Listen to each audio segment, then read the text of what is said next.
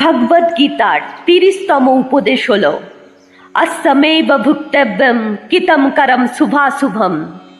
এর অর্থ হল আপনি যা কর্ম করেছেন তার ফল আপনাকে ভোগ করতেই হবে। যদি আপনি ভালো কর্ম করে থাকেন তাহলে তা আপনাকে আপনার অজান্তেই কোনো কঠিন পরিস্থিতি থেকে বাঁচিয়ে নেবে। যদি আপনি খারাপ কাজ করে থাকেন, কোনো পাপ করে থাকেন, তাহলে তার জন্য আপনাকে শাস্তি অবশ্যই পেতে হবে। তাই মানুষ যত চালাকির সাথেই কর্ম করুক না কেন, পরমাত্মা ঈশ্বরের কাছ থেকে কিছুতেই বাঁচতে পারবে না। বলে না, ঈশ্বরের চারিদিকে ক্যামেরা লাগানো আছে, আমাদের প্রতিটি কাজের হিসেব থাকে তার কাছে। চলুন এই উপদেশটিকে একটি গল্পের সাহায্যে বোঝাই। অনেক বছর আগে এক গ্রামে দুই বন্ধু থাকত। তারা সিদ্ধান্ত নেয় শহরে যেয়ে টাকা উপার্জন করবার, কারণ তাদের মনে হয়েছিল যে এই গ্রামে থেকে টাকা উপার্জন করা সম্ভব নয়। তারপর দুই বন্ধু টাকা উপার্জনের জন্য শহরে চলে যায়। কয়েক বছর শহরে থাকবার পর তাদের মনে হয় এবার গ্রামে ফিরে যায়, কারণ অনেক টাকা ততদিনে তারা উপার্জন করে ফেলেছিল। সেই সময় যাতায়াতের এত সুবিধা ছিল না, তাই তারা গরুর গাড়িতে করে বাড়ি ফিরছিলেন। যেতে যেতে রাস্তাতেই অন্ধকার নেমে আসে ও রাত হয়ে যায়। তাই তারা সেই রাত্রে সেখানে থাকবারই সিদ্ধান্ত নেয়। একজন বন্ধু বলে, আমি এখানে থেকে ধনসম্পদ পাহারা দিচ্ছি, তুমি বাজারে যেয়ে খাবারের ব্যবস্থা করো। যখন দ্বিতীয় বন্ধু বাজার যায় তখন তার মনে পাপ আসে।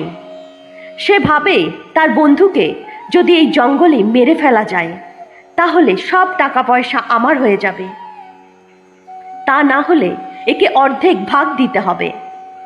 মনের মধ্যে এই ভাবনা আসার পর সে তার বন্ধুর খাবারে বিষ মিশিয়ে দেয়। আর যখন সে খাবার নিয়ে বন্ধুকে দেয়, তার বন্ধু সেই বিষ মেশানো খাবার খেয়ে সেখানেই মারা যায়।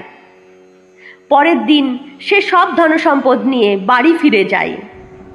কিছুদিন পর তার ঘরে একটি পুত্র সন্তান জন্মায়। জন্মের পর থেকেই তার ছেলে অসুস্থ থাকত।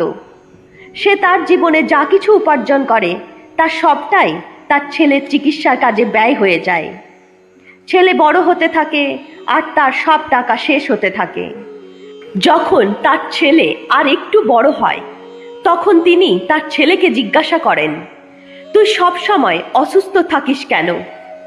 আমি আমার জীবনে যা কিছু উপার্জন করেছিলাম সব কিছু তোর চিকিৎসার জন্য ব্যয় করে দিয়েছি, তবুও তুই ঠিক হচ্ছিস না কেন? তখন তার ছেলে বলে, কে বাবা আর কে ছেলে? আমি তো তোমার সেই বন্ধু যাকে তুমি বিষ মিশ্রিত খাবার খাইয়ে মেরে ফেলেছিলে। সেই হিসেব পূরণ করবার জন্যই আমি তোমার পুত্র হিসাবে তোমার বাড়িতে জন্ম নিয়েছিলাম।